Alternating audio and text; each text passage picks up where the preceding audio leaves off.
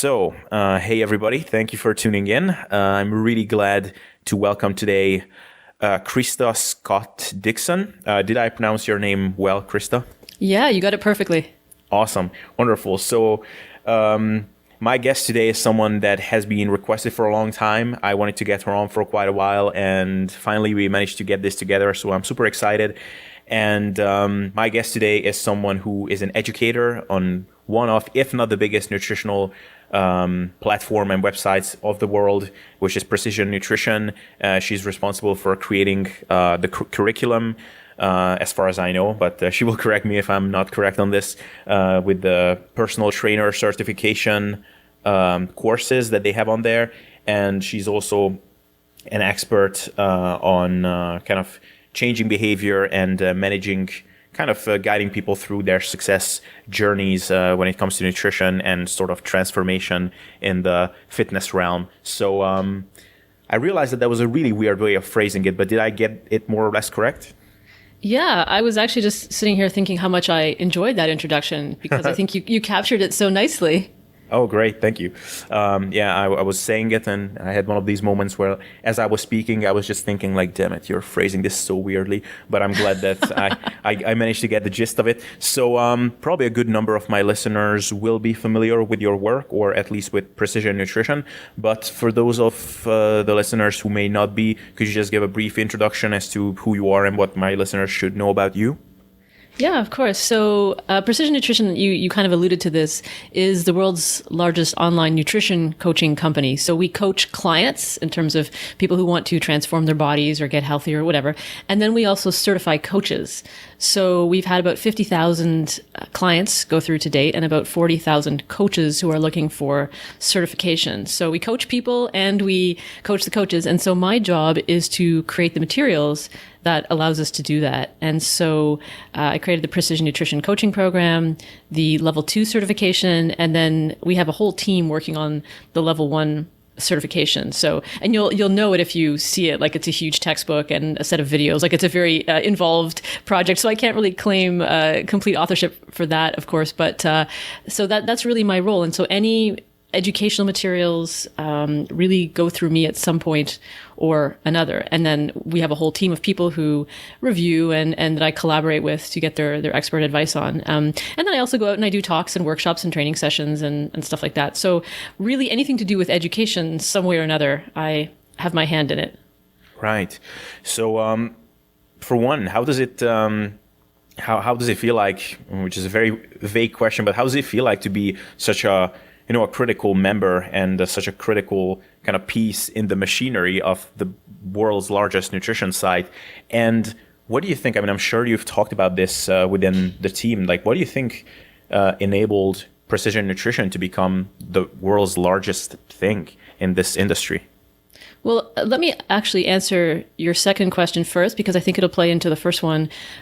The answer is, I think there's a conventional answer and an unconventional answer. One of the conventional answers is that we were lucky and or talented and or insightful enough to identify a need and figure out how to meet it in a way that was extremely effective.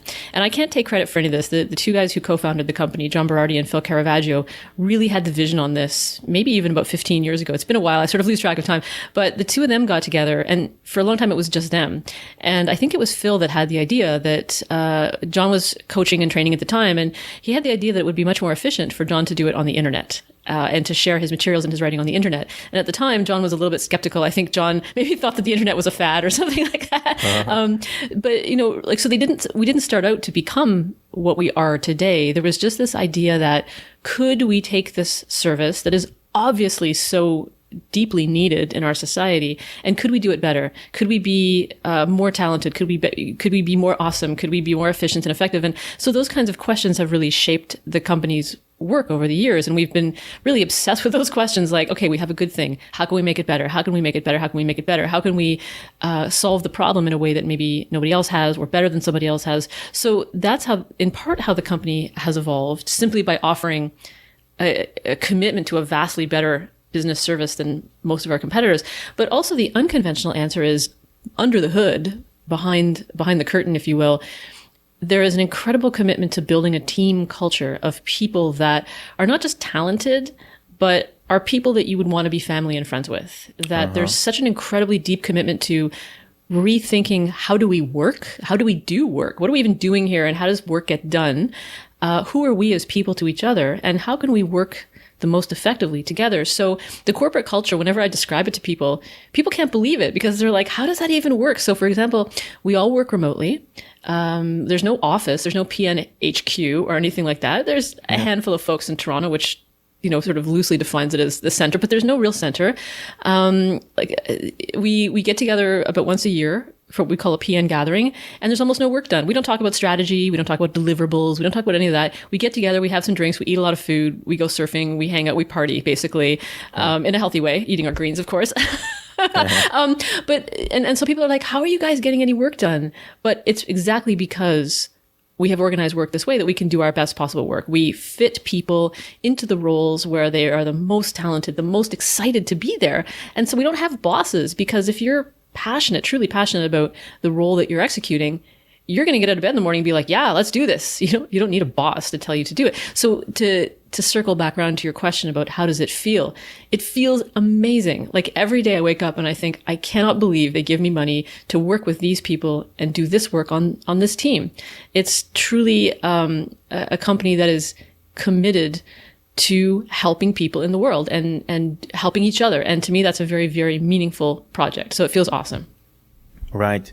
So yeah, okay, so it seems like when people in movies and whatever inspirational videos say these things like, each time I wake up and I have to pinch myself, is this real? I love every minute of what I do. Oftentimes it sounds bullshit and it's like, okay, come on, like this is kind of the PR answer, but in your case, it actually seems like this is a real thing.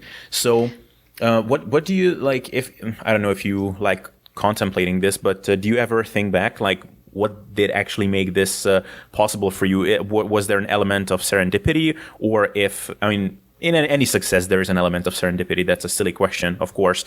But, like if you look at your skill set and look at kind of the pivotal moments and early wins in your career, what do you think were some of the big key components to making this possible for yourself? That's a great question. I love the questions that you're asking here. I would say, obviously, there is that huge element of luck, but I believe that we make our own luck to some degree. Yeah. And so what made the luck for me was that I have always had a very broad set of interests. I've always been very, very curious and chased lots of rabbits in terms of, if something interests me, I will go and I will learn about it. And maybe I'll even take a class in it. Maybe I'll even take a degree in it. I don't know. And so I was a university professor and I quit academia and came to precision nutrition.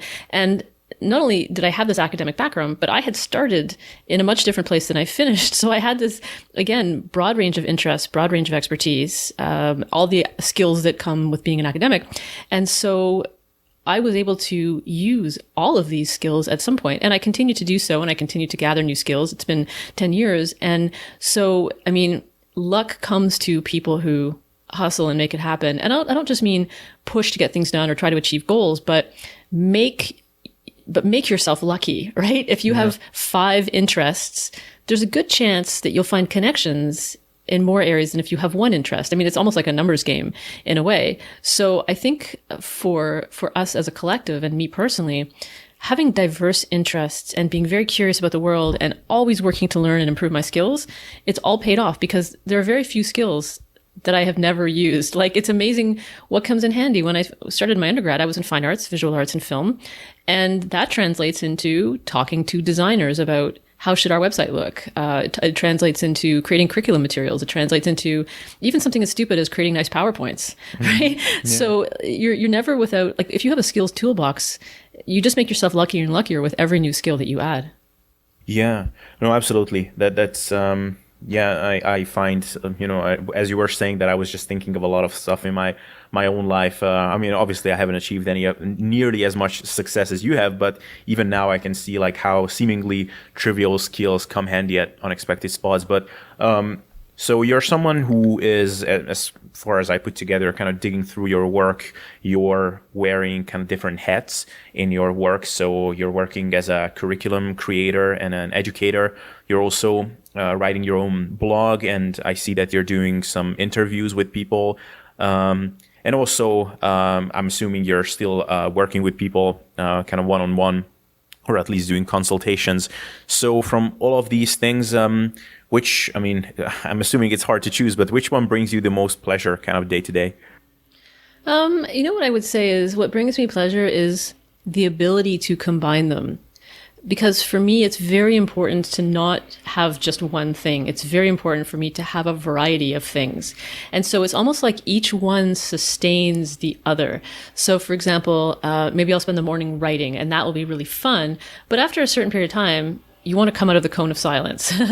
And then I might have an interaction with someone, and that feels really productive and good. And it hits the social button, spins those dials for me, right? It gives me that human engagement and lets me use the human engagement skills. And then maybe I'll work on a team, and that'll, hit the team engagement dials. And so really for me, it's actually the reason I have so many interests and do so many things is because that's what makes me thrive. And everything reinforces everything else. It's like if you're someone who has a really solid fitness habit and you come back after an exercise session, you work much better, right? And so the exercise reinforces your intellectual output, but you wouldn't necessarily want to do intellectual output all the time or exercise all the time. So it's this lovely kind of symbiotic system where everything reinforces and nourishes the whole.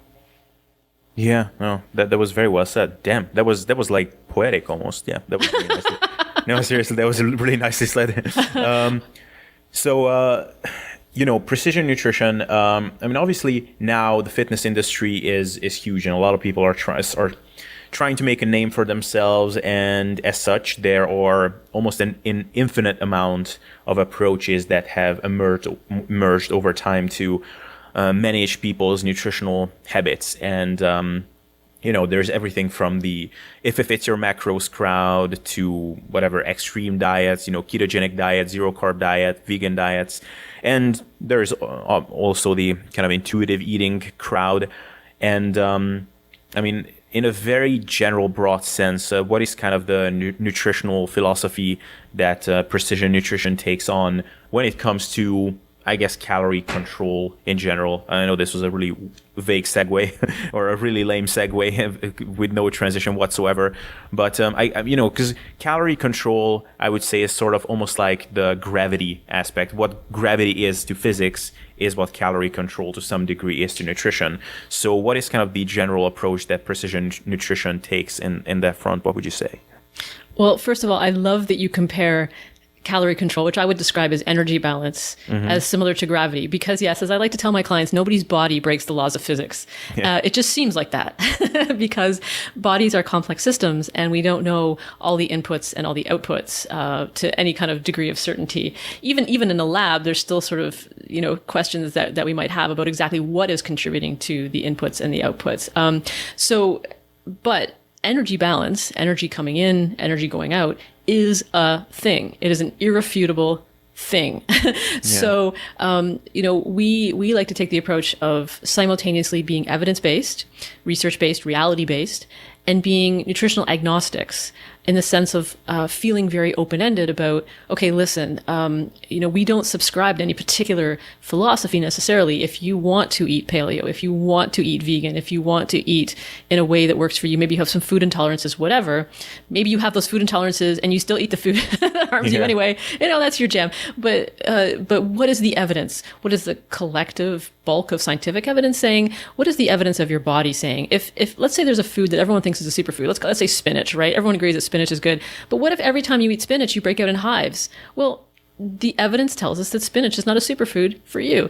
So we're simultaneously, like I said, evidence-based, reality-based, and nutritionally agnostic, recognizing that there are generally accepted principles and rules of physiology that apply to everyone. So yes, your physiology may have some subtle differences from mine, but you're not like a silica-based life form that eats methane or something like that. Like fundamentally, your cells work more or less the same way as mine. And so that we can see that there are nutritional principles, so not rules, but more like core themes or guidelines that organize successful eating regimens. And we can look at eating regimens and say, okay, this one is more likely to be successful than that one. But we don't impose rules. If people want to ignore energy balance, that's their business, right? We'll say, look, here's what we know. Energy in versus energy out, mass gain, mass loss, laws of physics. you can decide whether you want to subscribe to that or not. And for some people, thinking about it that way is not necessarily helpful because that's not really the question that they're trying to answer. So for example, some people might be concerned with food quality and energy balance is not as relevant to them. They might be concerned with how they eat, like eating habits, eating behaviors. Energy balance is something they have to figure out later. So it's not necessarily something we always lead with, but at some point we do have to address the reality that it is a thing if you want to maintain, gain, or lose. Yeah. And is how you, and first of all, like, I really like how you started this whole thing, because that's kind of what most of my friends, I would say 99% of my friends that I interact with in real life are not into fitness. They are just people who every once in a while will turn to me with some question like, I don't know, do I have to count calories or something like that? And I'm always saying that, just know that calories matter. And it doesn't mean that you have to count them, but just know that they matter. And yes. it's also, like I don't think about gravity to come back to this day to day, but it doesn't mean that if I step out of a balcony, then I will just not splash on the pavement. Exactly. So the way you administer kind of a control over energy balance, is that completely individual? So I saw some infographics, or not even infographics, kind of a visual representation of portion sizes that I believe that came from Precision Nutrition. So is that something, for example, that you use in your team, or is there like a general way that you like to guide people through this, or is that completely dependent on the person? Yeah, a lot of it depends on the person. We try to keep it as absolutely simple as possible. And so I should say at the outset that we don't generally work with people who need incredibly detailed calorie control. We do work with elite athletes, but that's more of like a one-on-one professional service. But most of our clients are people who we call either level 1 or level 2. So they're either just regular people or higher level recreational athletes, none of whom need a precise, super detailed calorie control situation. And so one of the ways we can do it is by getting people to simply slow down their eating and eat more mindfully and allow those natural physiological satiety systems to kick in. And so what people find is that they reduce their energy intake just intuitively that way. Or we'll say, okay, learn your hunger and fullness cues, eat only when you're physiologically hungry, stop when you're just full. So we teach what we call 80% full. That's another way to do it. Some people struggle with that. So there's portion control as well. Hey, listen, here's the size of protein, fats, carbs, or hey, maybe there's a certain size of plate you're used to eating off of. Maybe take a slightly smaller plate. Or when you go to a restaurant, maybe you always get a large size of something. Try getting a medium. So there's a range of ways that we teach it that range from fairly intuitive, sensing, feeling, kind of perceiving within yourself, to more structured and systematic. Okay, a cup of juice is this much, a serving of vegetables is that much. So people can kind of locate themselves on the continuum, and they can move along back and forth on the continuum. So for example, I find when I travel, especially if I'm crossing time zones, my appetite gets really weird, and I cannot count on the intuitive approach, which is what I prefer to use. And so then I just go to the structured, systematic approach. Okay, I know this is how much I'm supposed to be eating. So people can kind of move back and forth along that continuum as they like. And if people are a little bit more high level, and it's a little bit harder for them to lose or gain, we start to get them actively pushing into the discomfort. So if you're someone who wants to get to that exceptional level of leanness, we push them into the zone of being a little bit more hungry, a little bit more often, or even constantly. Whereas if someone wants to gain into those, areas where it would be uncomfortable for them to eat, yeah, you know what? You have to eat more. You have to get uncomfortable. You have to eat at times when you don't want to eat. So we can do it as gently or as aggressively as people need and are comfortable with, or uncomfortable with, as the case may be. Yeah.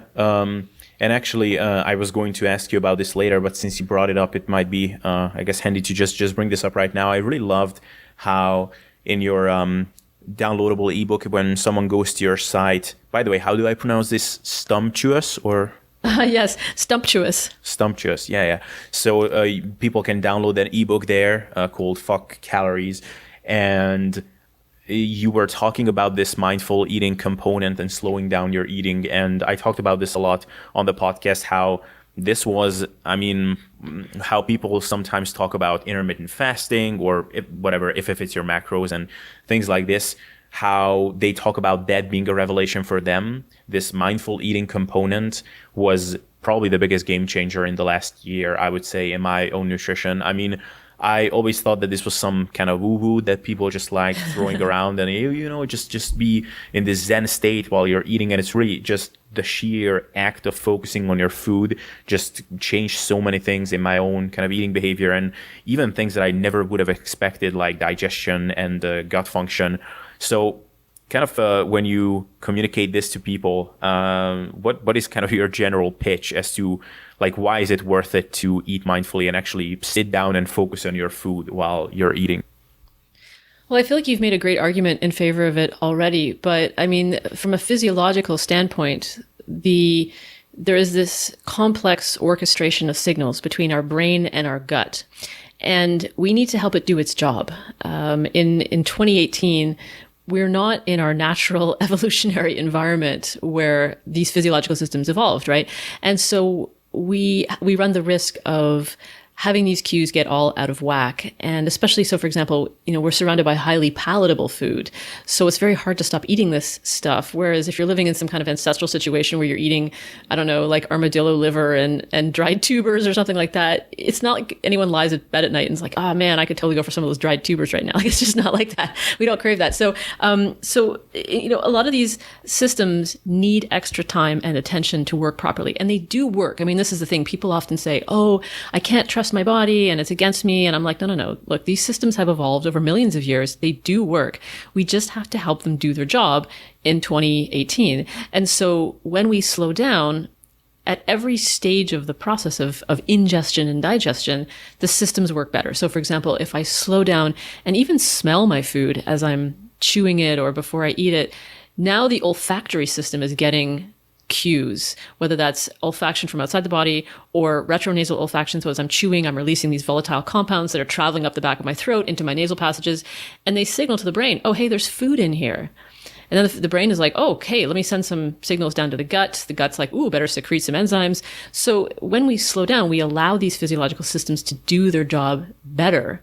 And so, of course, you have these payoffs, not just in satisfaction and self-awareness, but in digestion. It just feels better to eat. And you also eat better intuitively because we sometimes get our clients to eat, quote unquote, junk food slowly. And when you do that, a lot of the times you're like, this is actually not very good. Like you might be eating a corn chip or something and you're like, when I slow down, this just tastes like salty cardboard or greasy, salty cardboard. Like it's not deeply enjoyable in the way that I'd hoped. So a lot of highly palatable food depends on you eating it quickly to get the enjoyment.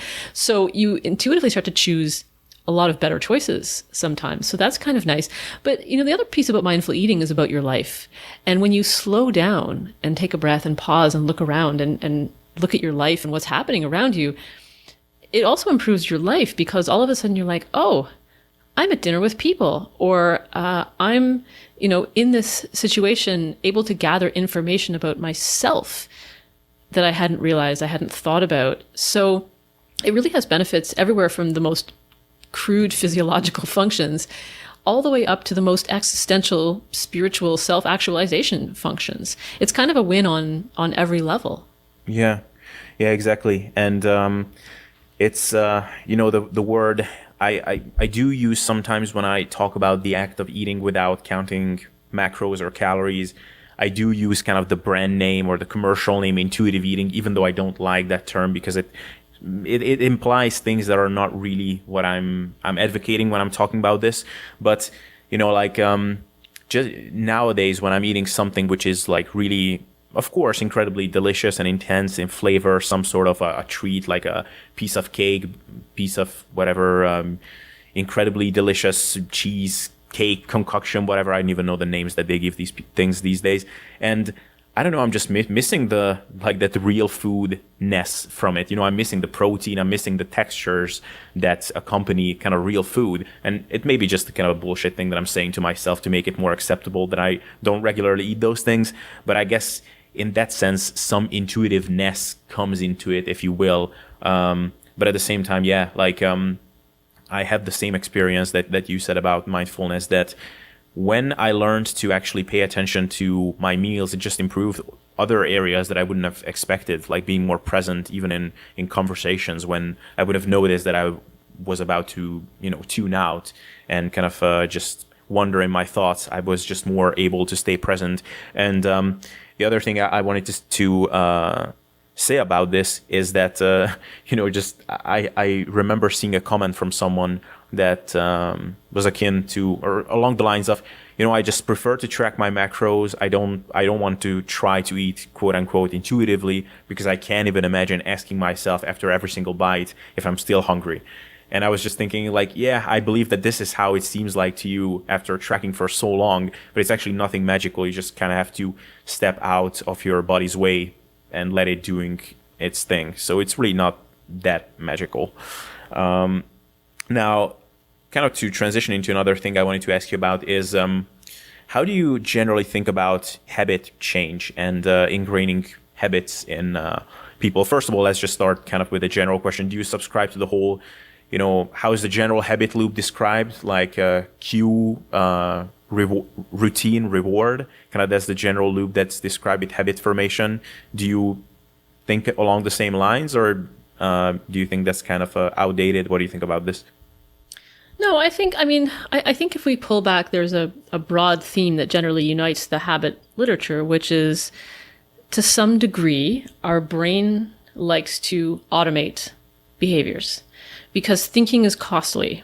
Our brain doesn't really like to think too much. And evolutionarily speaking, it's almost always most useful to automate sequences of behaviors and to have them operate a little bit below our level of conscious awareness. So that, because it's a very conservative strategy, it's a very energy conserving strategy, right?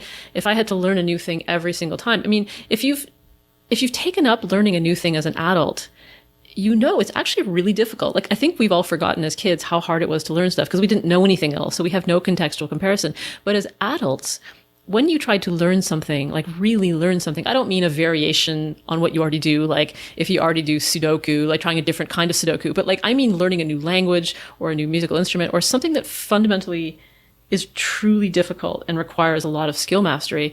It's really hard and effortful. And sometimes you can almost even feel your brain working. I think that's probably imagination, but sometimes it feels like you can feel your brain working. And so what generally unites the idea about habit formation is this concept of automaticity, that on some level, our brain is attempting to create shorthands and loops and patterns and pathways that are the minimally effortful ones that it can. And so some of those pathways are automatic just because they're useful, because they work. Other patterns are grooved because they're actively rewarding. And in some brains, I think, prefer more of these habits than others, more certain kinds of habits more than others. Some brains we know are a little bit more prone to seeking that reward than others. But in general, the concept is the same. There's some kind of reinforcement, even if it's just ease and efficiency, to doing things repetitively and automatically. Right. And when you, I guess one thing I probably should have asked before this, but, I guess coaching and helping people through their journeys, that in itself being an individual thing. I've heard you mention before at other places that you like to meet people where they are in that moment and not, just blankly starting everybody at the same spot, because, everybody's journeys are different. How do you, when you talk to someone, how do you determine whether it's better to take more of a hardcore kind of tough, give them some tough love, that type of an approach, or to be very hand-holding, very compassionate? Because that can be tough, because, one could think that, okay, if this person, for example, is overweight, is pretty inexperienced in a lot of ways, then it's better to just start out very gentle, not throw them into into deep water right away. But at the same time, a lot of these people may actually be benefiting a lot from a more hardcore kind of tough love type of approach, because they are hardcore as a person. It might just not manifest in how they look or how athletic they are, seemingly. So how do you like to individualize this kind of approach? I think it's interesting, before I get there, I think it's interesting to think about how are we even defining coaching approaches, right? And I would make the argument that there can be multiple elements within a single coaching style. So for example, you can have a continuum of structuredness. I would argue that on some level, as a coach, you should have some kind of structure rather than being completely open-ended. But some clients will appreciate more structure, and some clients will appreciate more freedom. Other clients will appreciate more highly segmented instructions, like really, really, really tiny parts of things, one at a time, versus some clients will appreciate a more holistic approach. But I actually have found that very few clients truly benefit from a hardcore tough love approach, even if they say they want it, even if they ask for it. In general, a more compassionate approach is almost always on some level the best approach. And what changes is more the level of structure and challenge that you put into it. So, if you have someone like an athlete who loves a high level of challenge, they love to be pressured and pushed, that's something you can absolutely do, but the relationship of trust has to be there first. So I've seen the graph, and I forget where this comes from, but I always loved it.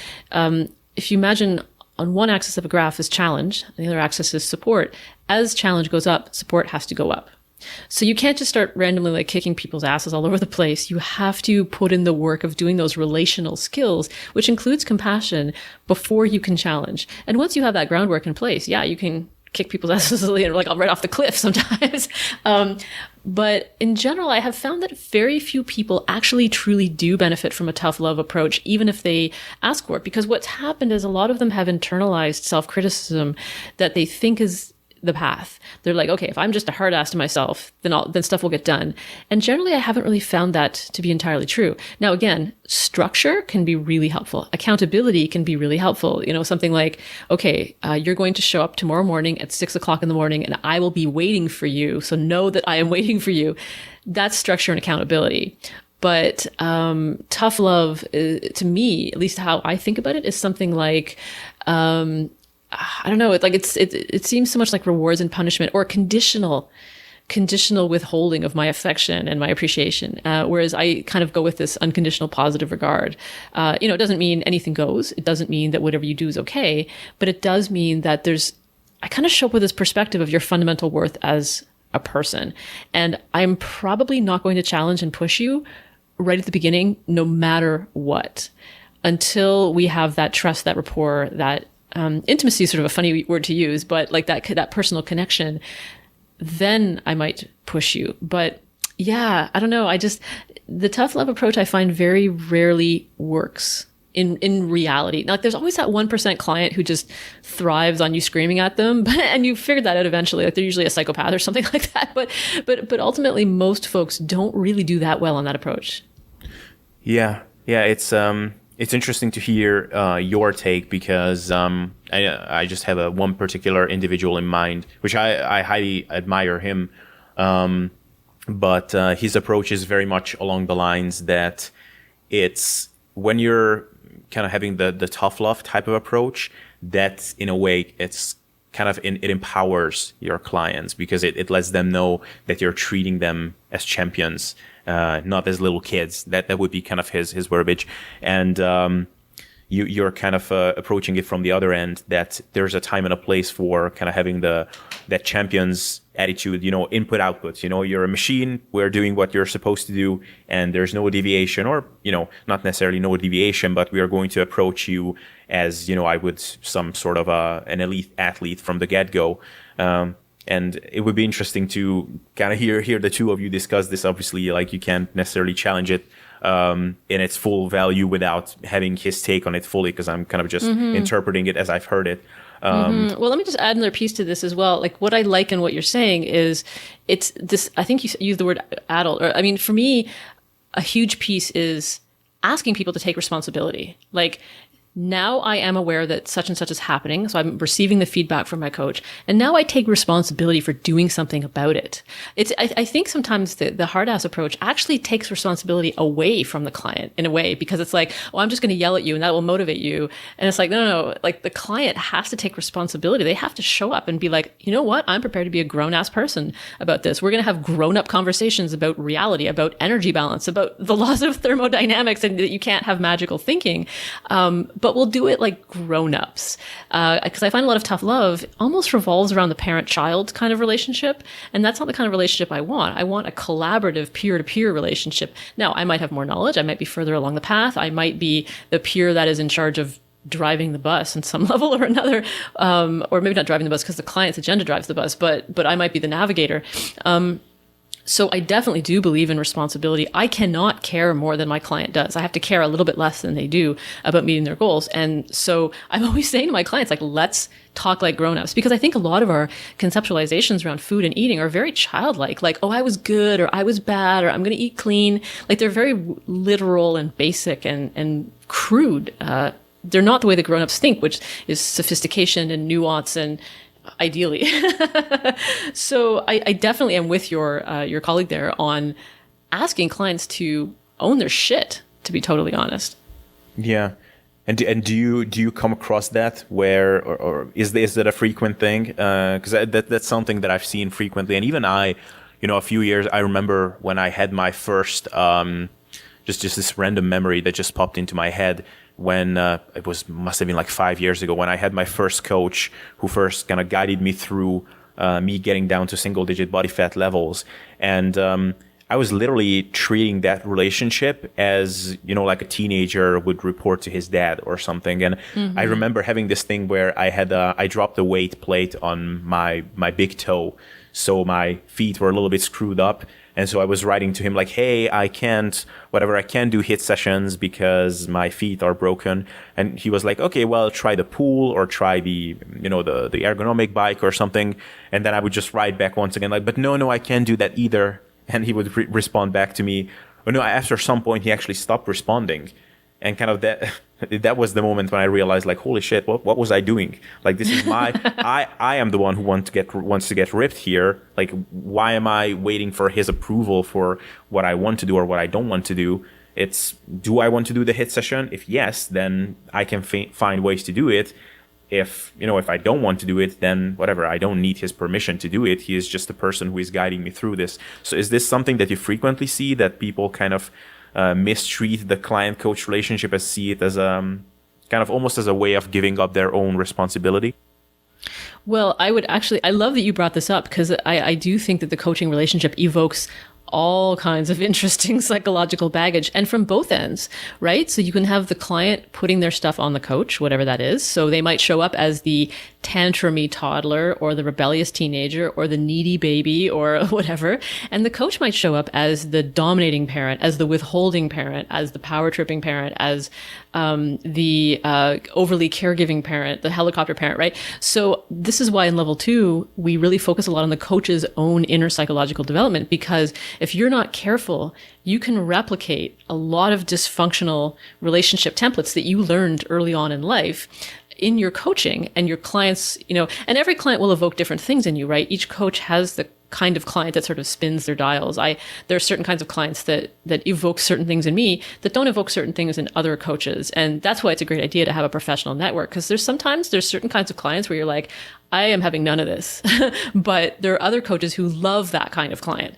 So that's a great referral kind of partnership opportunity. But yeah, like, you have to be, in any kind of coaching, teaching, guiding relationship, you have to be very aware of the psychodynamics that are unfolding and very aware of the patterns that you could be creating and replicating. And this also bears mention, following ethical guidelines. Now, in coaching, there are really not professional ethical standards like there are for psychotherapists, like there are for counselors and social workers. And that's kind of an unfortunate thing, because it's helpful to have a set of codes and regulations to follow from that perspective, where you can look at your ethical guidelines and say, okay, am I acting in the client's best interest, which is a standard piece of ethical regulation in many professions. But it's worth just thinking about, like, as a coach, having your own practice of ethical self-review. And in psychotherapy, of course, as a psychotherapist or counselor, you would be working under supervision. So you would always have a regular practice of going to someone and saying, here's what's happening with my clients, give me your feedback and thoughts. So as a coach, it's also in your interest to get coaching or have a mentor or even just a collaborator or another coach that you can go and talk to, because these kinds of relationships are emotional and psychological minefields. So you have to be very, very developed in yourself and aware in yourself, because clients will bring up stuff for you, and they don't mean to. They're just showing up as themselves, but they will evoke things in you that can cause problems for sure.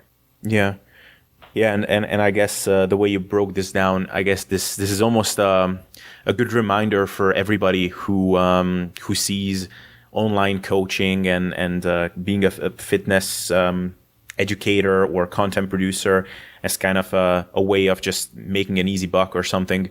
You know, there's just so much going into this, and online coaching has become something that a lot of people over time have kind of turned into just being kind of human spreadsheets who just spit a few numbers on an Excel spreadsheet. Like, okay, here are your macros. I'm your online coach. And like, not really. You're just a walking. You know, there is nothing truly valuable in that someone couldn't just figure out for themselves from an online macro calculator. And developing these deep, meaningful relationships with your clients and truly invoking a change, that's something that is just so much different. And thank you for breaking it down like that. Now, another thing I wanted to ask you about, just a week ago, I talked to Martin McDonald. I'm not sure if you've heard of him, but he is running a very successful nutritional course. And we were talking about this concept of low-hanging fruits. And we kind of touched on this a little bit with habit formation.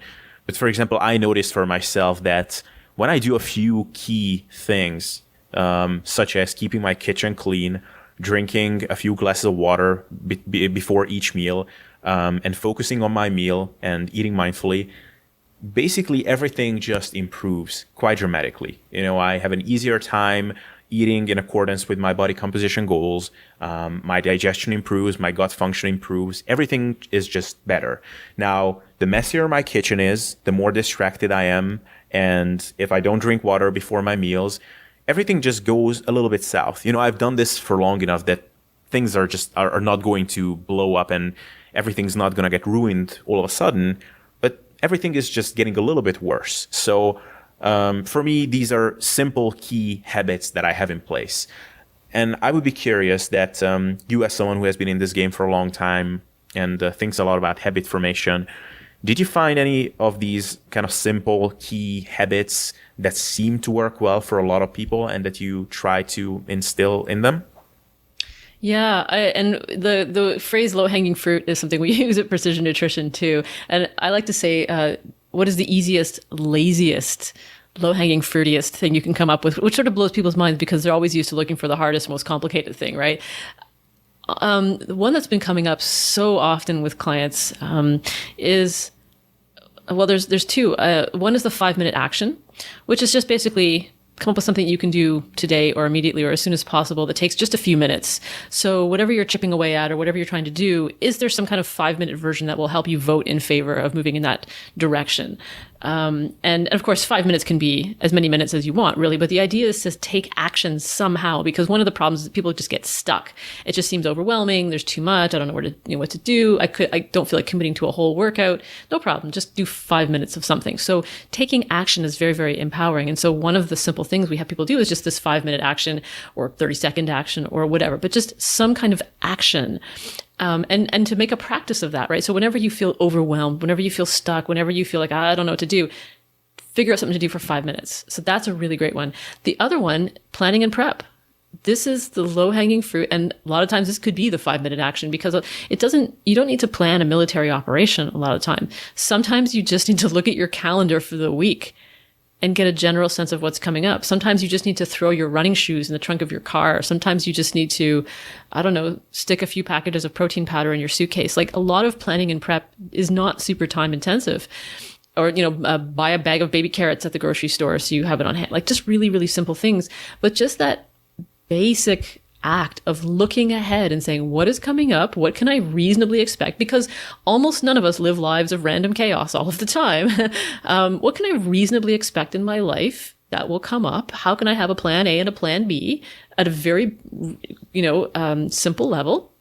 And how can I just sort of think strategically about it and recognize that I'm empowered to take charge of that and I can actively affect the outcome? I could spend 5 minutes doing nothing other than thinking, oh, I'm going to dinner at so-and-so's house. Well, what is likely to happen? Well, here's a series of probable choices and situations. Okay, can I come up with strategies to deal with that? Done. It really doesn't take much more than that. So planning and prep, I would say, combined with a 5-minute action, honestly, if you do only 2 things in your life, those will dramatically increase your chances of success at anything.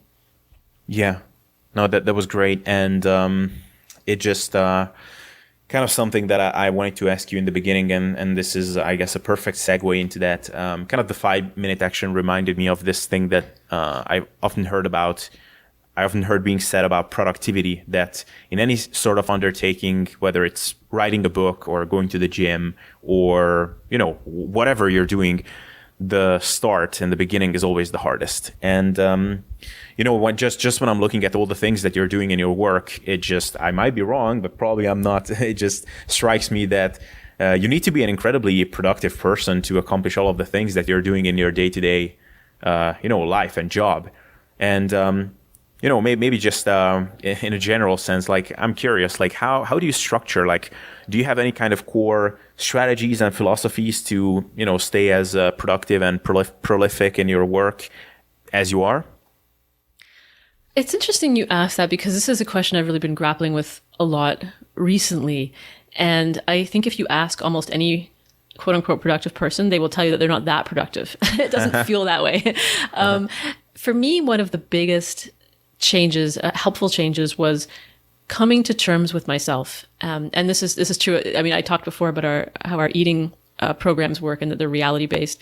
But coming to terms with myself and how I need to work, what I require to be my best self, was essential.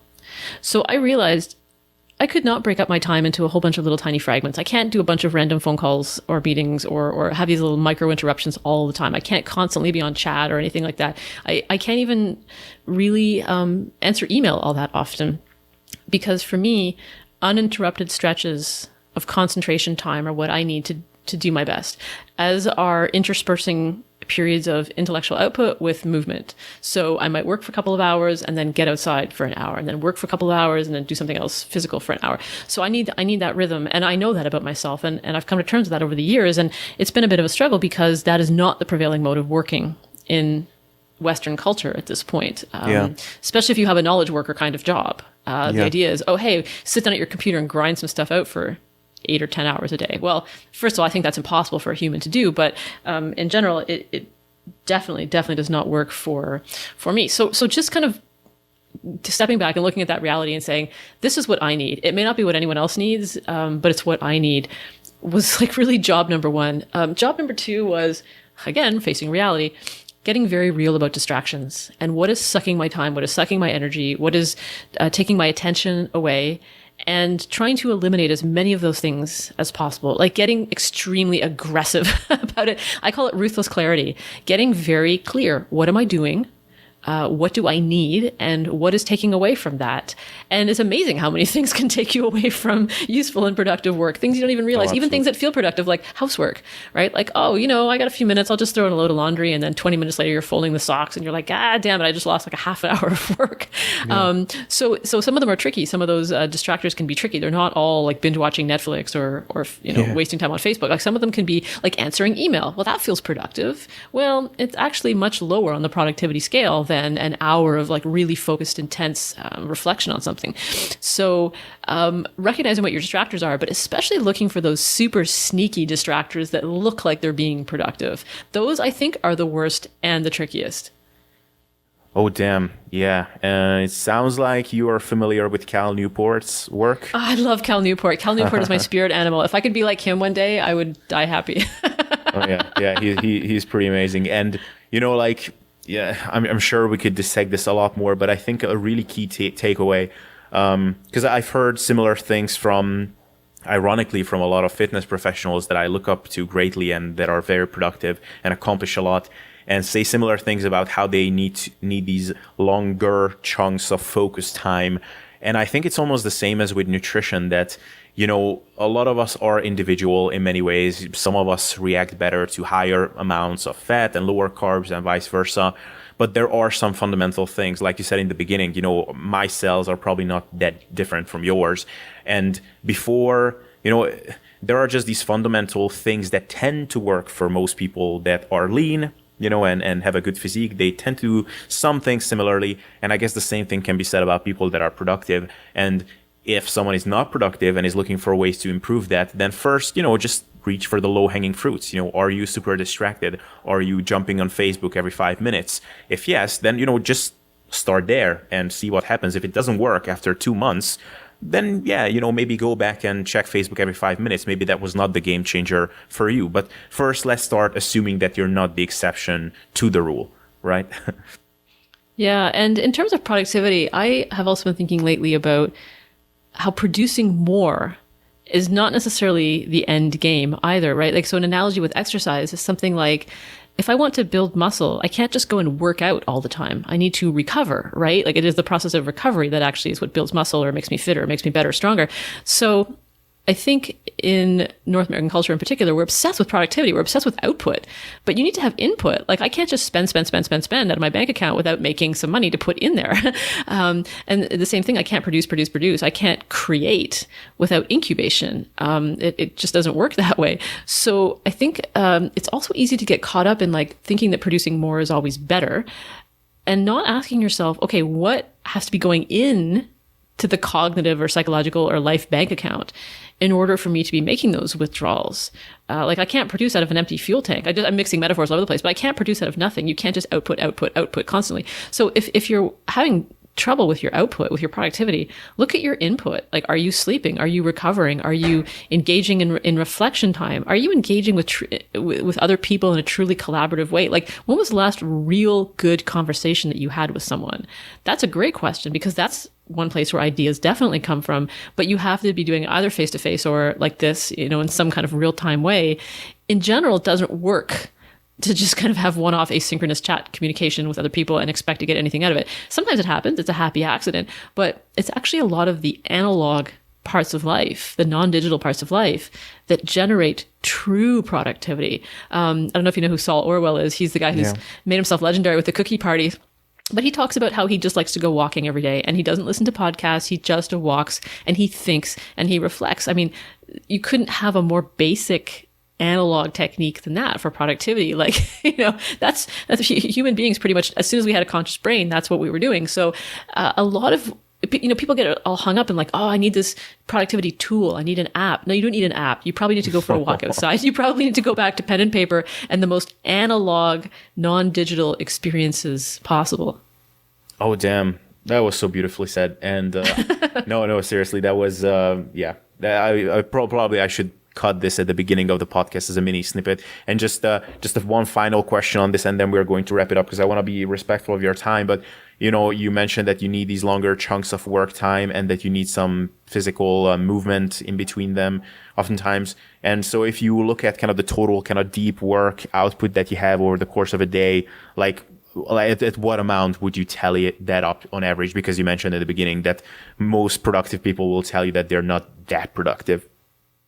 Yeah, I would say if I get 4 hours of really good concentration, really good focused concentration, I high five myself. Now, I'm doing other hours of of adequate concentration, but my magic time is in the morning. I'm a morning person. If I get up and I sit down and I don't check Facebook, I don't check email, I don't check chat or anything like that, if I work during that period and I get 4 hours of like really solid, amazing, honed in communication or productivity, I'm like, awesome. I feel great about that. And then I can work as many more other hours as I want. But at my peak, I'm only going to get 4 hours of really, really good stuff. And some days it's only going to be 2 hours of really, really good stuff if what I'm doing is so cognitive demanding that it just burns through the fuel.